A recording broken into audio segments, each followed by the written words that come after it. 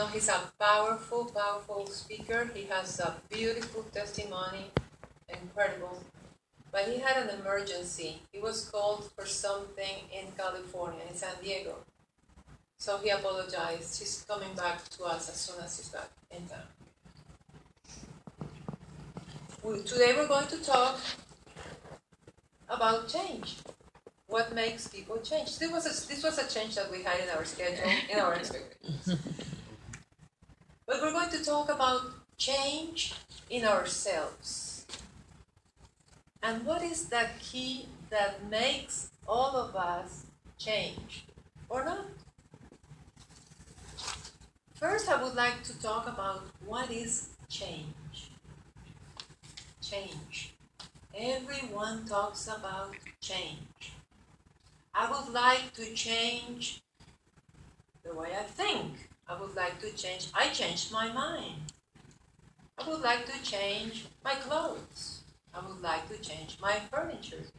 External things, internal things. What is change? Change equals different. When I say I'm changing my clothes, what I'm saying is, now I'm not wearing these clothes anymore. Now I have other clothes.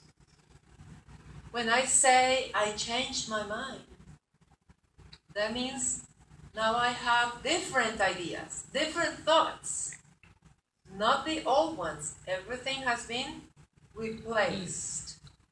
That is the concept of change. And we go through life and we see literature all over the place talking about change and inviting people to change.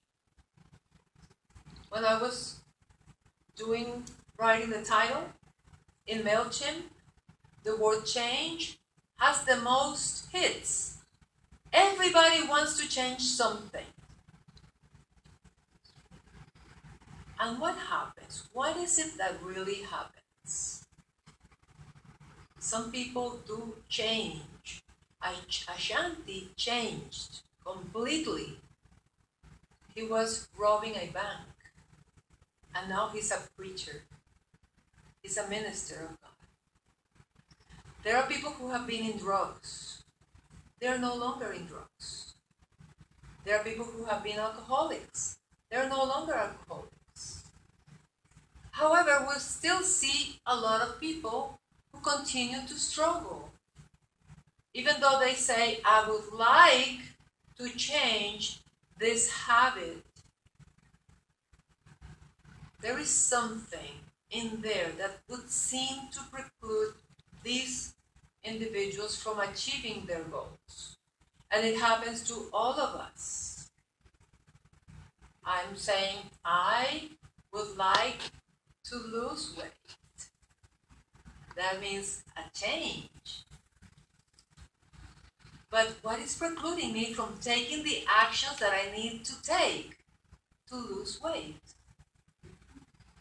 What is there? Psychologists have found that everything and anything, it all ends up in our minds. It is what you believe about yourself. It is what you believe about the situation. If you believe that you're not worthy, no matter what you do, you're going to keep on going in circles around the circle. You're never going to succeed to where you know you could be, because that belief doesn't allow you to change, doesn't allow me to change.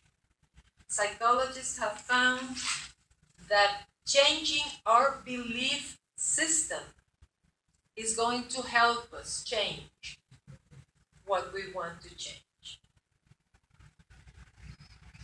My mother used to have headaches all the time.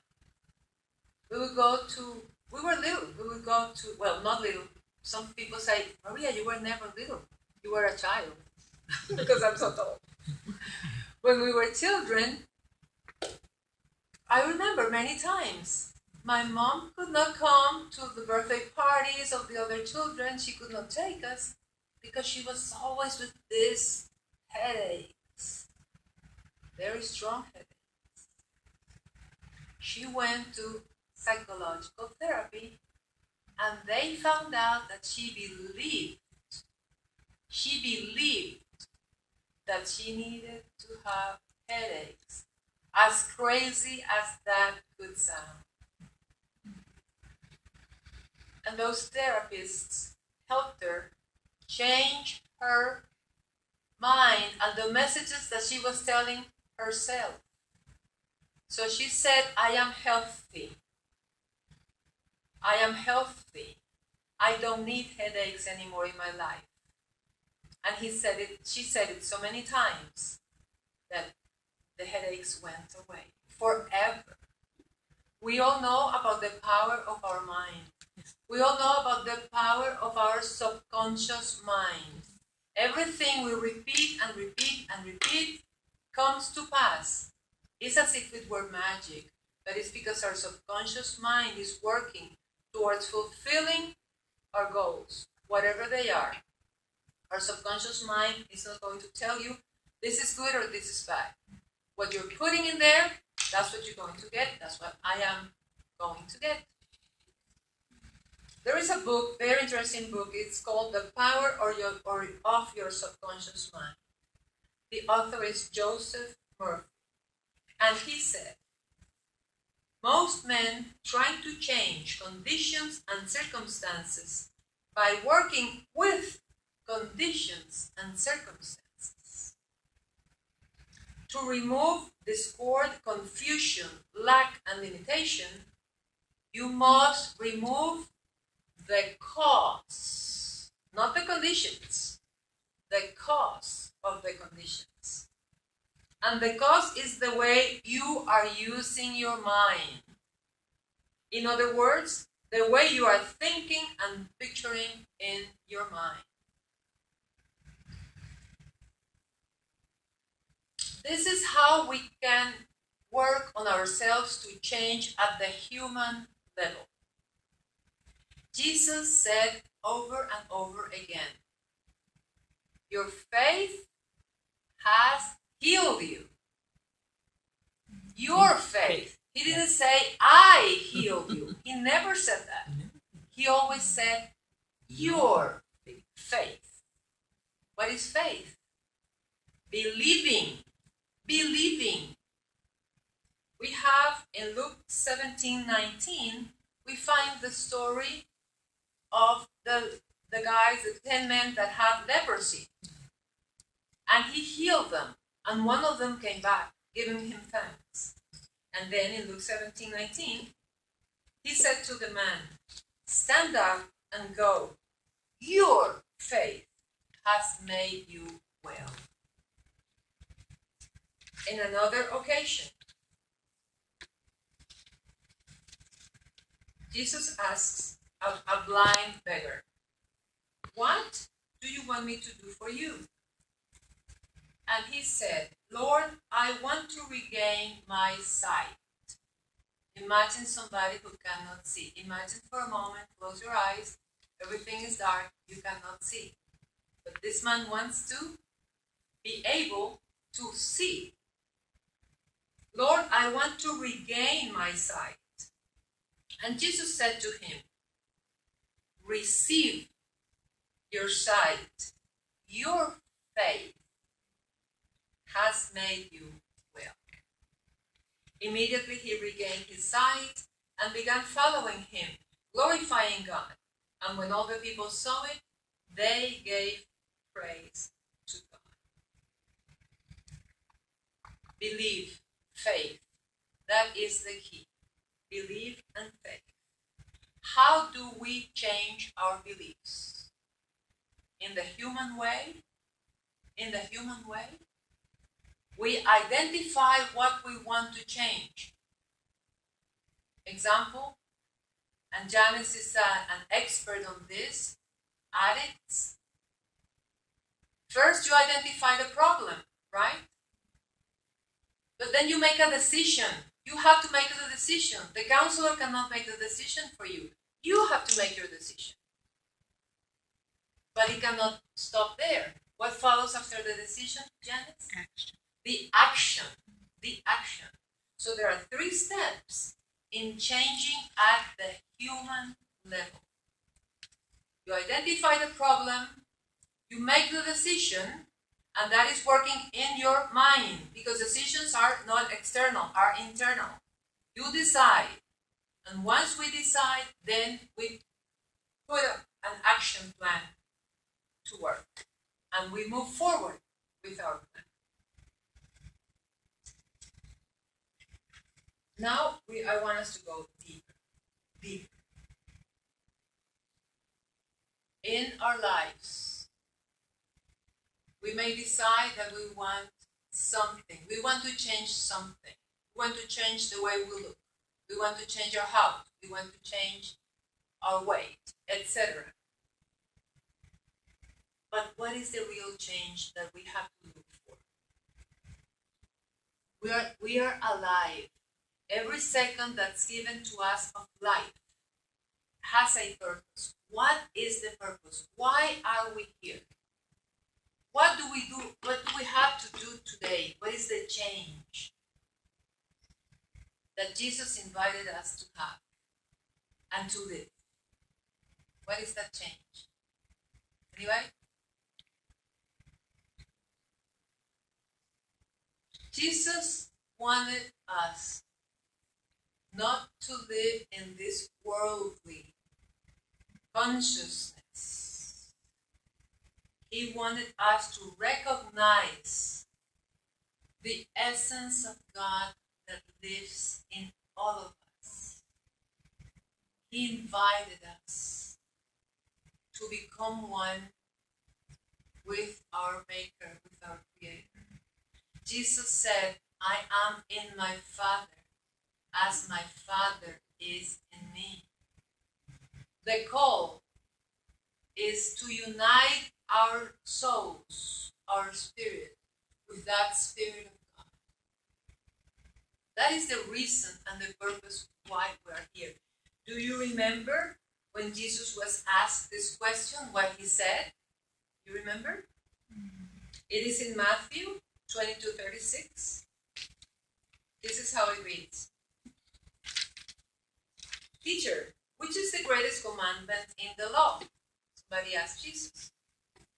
Jesus replied, love the Lord your God with all your heart and with all your soul and with all your mind. I'm going to read this again. Jesus replied, love the Lord your God with all your heart, not a little bit, not some of your heart, all of your heart. And what? And what part of your soul? All. All your soul. And with what part of your mind? All your mind. This is the first and the greatest commandment. And the second is like it. Love your neighbor as yourself. All the law and the prophets hang on these 2 commandments.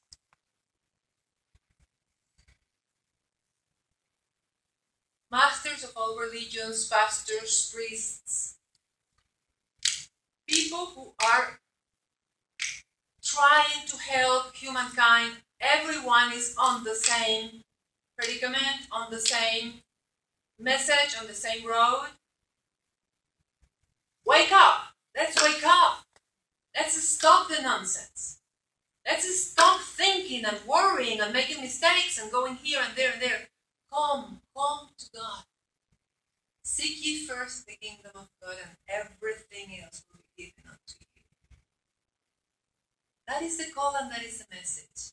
The message has been there for 2,000 years after Jesus came here, and they have been here before Jesus. It's just be one with our Father. So we stop the struggle. He wants us to be happy. Jesus invited us and gave us the example of how to live our purpose, the purpose for which we are here now, today, alive today. Every second is given to us as an opportunity. Come on, come on, come. Leave the worldly thoughts. Come and live in the presence of God. Saul, who was later called Apostle Paul, had a revelation. Most of you know the story. This man was persecuting Christians. He thought that he was with God because he was representing the law of Moses. When the crowd stoned Steve, when they stoned him to death, Steve's clothes were thrown at Saul's feet. He approved of that death. He was persecuting Christians, pulling them out of their houses, bringing them to justice in the temple. He was filled with anger, with hatred against the followers of Jesus. But he thought he was doing it in God's name. He thought he was doing the right thing. Jesus told us and taught us, by their fruits you will know. Were those fruits of love, that anger, that desire of killing other people just because they were not in agreement with the religion, the status quo? So that man's soul, later became Paul. We're going to see a video of what happened to him, and we're going to see the change that we are talking about.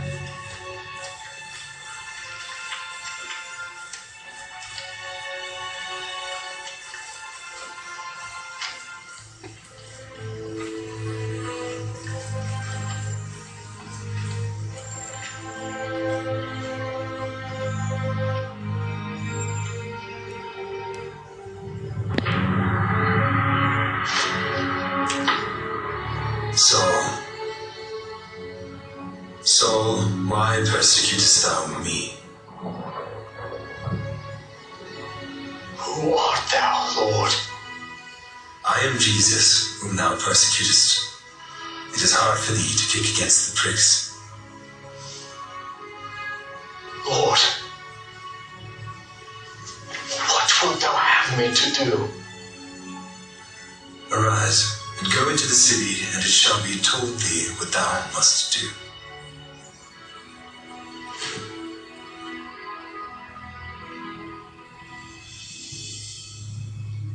Ananias.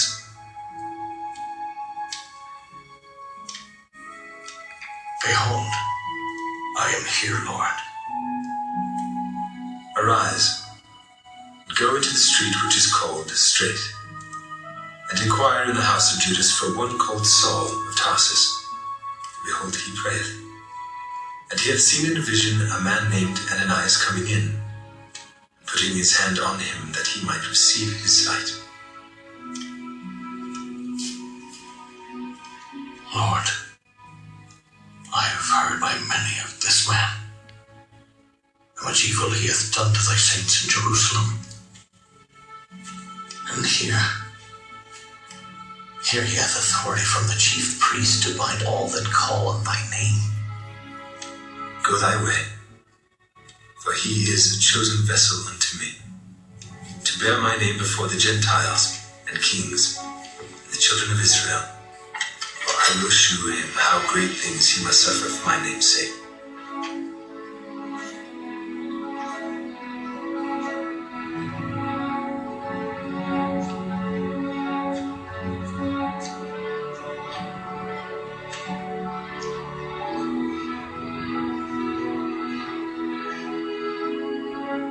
Brother Saul, the Lord, even Jesus, that appeared unto thee in the ways thou camest, has sent me, that thou mightest receive thy sight, and be filled with the Holy Ghost. Brother Saul, receive thy sight.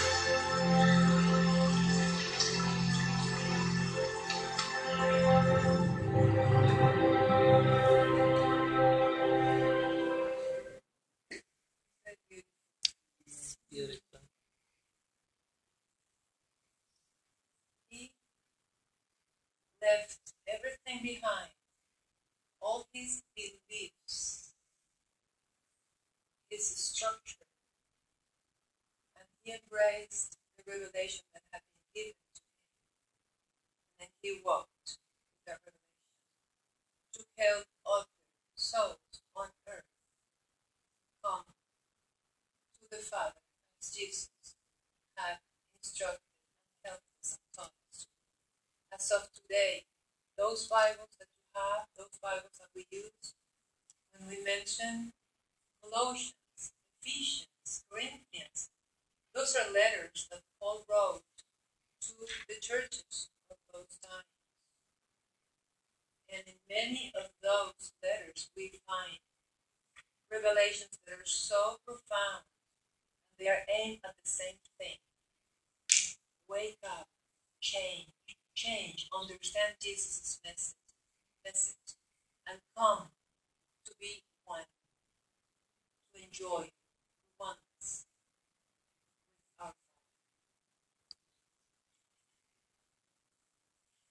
with our Father. We all can have a supernatural encounter, just like Paul had. Probably some of us have had those encounters already. Many times we have those encounters several times a day, a week, a month. And what does it take for us to have a supernatural encounter? What does it take? What do we need to do? What do we need to do to have that wonderful presence, giving us the light that we need, the wisdom, so we can walk on earth, leaving behind us a trace. That is the trace that He wants from all of us. What do we have to do? Yes. We take over. Just like it took over Saul. And he changed even his name. He became Paul. You want to do that right now? Would you like to do it right now? You would? Okay. Please close your eyes.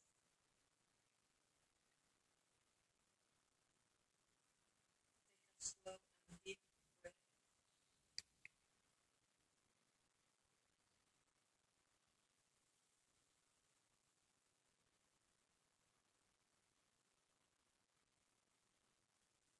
Ask the Holy Spirit of God to come into your mind, to come into your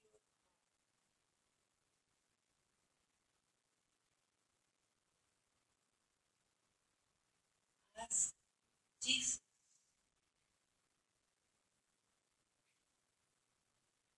to come into your mind, to come into your heart.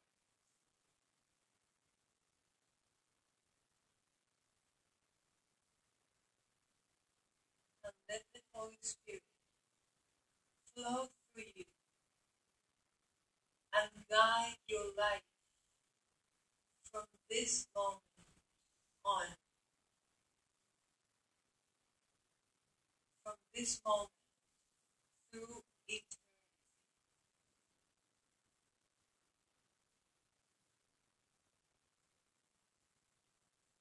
With your own words, if you want to, please repeat after me. Holy Spirit of God. Holy Spirit of God. Jesus. Jesus. Come into my mind and into my heart. Come into my mind and into my heart. And dwell in me. Today. Today. And and through eternity.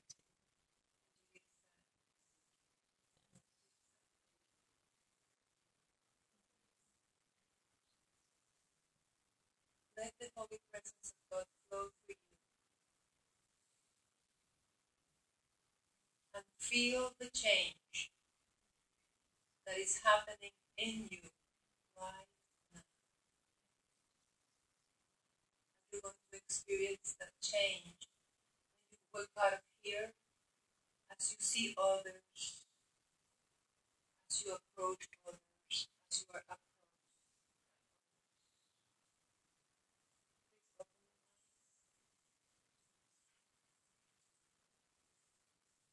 You have received a wonderful gift, and you can open up your heart every single day and receive the presence of God. Open up.